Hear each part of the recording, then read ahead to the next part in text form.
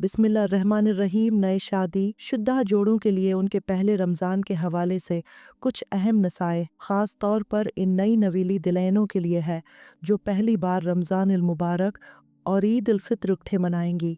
उस महीने के दौरान इज़्दवाजी ताल्लुक़ रमज़ान के अय्याम में मियाँ बीवी के लिए रात के वक्त इज़्दवाजी ताल्लुक़ात की इजाज़त है, यानी अज़ान मगरिब से लेकर अज़ान फज्र से पहले अमसाक सहरी के ख़ात्मे के वक्त तक उनके लिए सब कुछ हलाल है।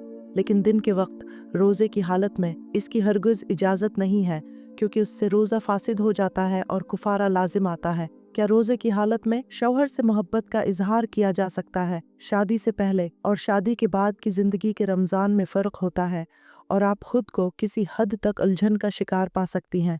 जी हाँ, आप रोज़े की हालत में मोहब्बत का इजहार कर सकती हैं, लेकिन जमा से बचना ज़रूरी है क्योंकि वो हराम है। आप दोनों के दरमियान मोहब्बत का इजहार और प्यार भरी बातें कैसी होनी चाहें? क्या बोस व कुनार और गले मिलना जायज़ है? जवाब ये है कि जी हाँ, आप एक दूसरे से मोहब्बत भरी बातें कर सकते हैं।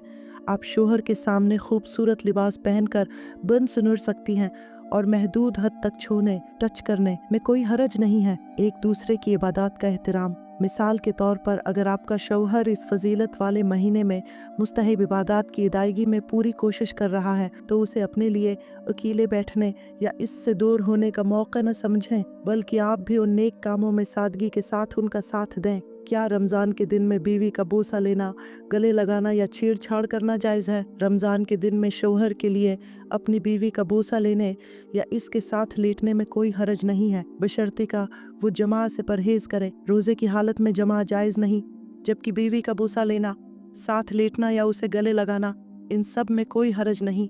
नबी करीम रोज़े की हालत में अपनी इज़वाज का बोसा भी लेते थे और मुबाशरत बग़ैर जमा के जिस्म का छूना भी फरमाते थे, जबकि आप तमाम लोगों में सबसे अफजल, अल्लाह से सबसे ज़्यादा डरने वाले और कामिल ईमान वाले थे। अगर आपको डर हो कि आप रोज़े की हालत में अपनी जिनसी ख्वाहिशात पर काबू नहीं पाएंगे तो बेहतर यही है कि अपनी हिफाजत करें और प्यार व मोहब्बत और बोस व कुनार को इफ्तार के बाद तक मुअख्खर कर दें। याद रहे कि जिसने रमज़ान के दिन में रोज़े की हालत में अपनी अहलिया से जमा किया, इसका कफ़ारा यह है कि एक मोमिन गुलाम आज़ाद करे जो कि अब दस्तयाब नहीं है। अगर उसकी ताकत न हो तो मुसलसल 2 माह के रोज़े रखे। अगर उससे भी आजिज़ हो तो 60 मिस्कीनों को खाना खिलाए। कुफारा इसी तरतीब से अदा करना होगा जब तक पहले कदम की कुदरत न हो दूसरे पर मुंतकिल नहीं हुआ जा सकता।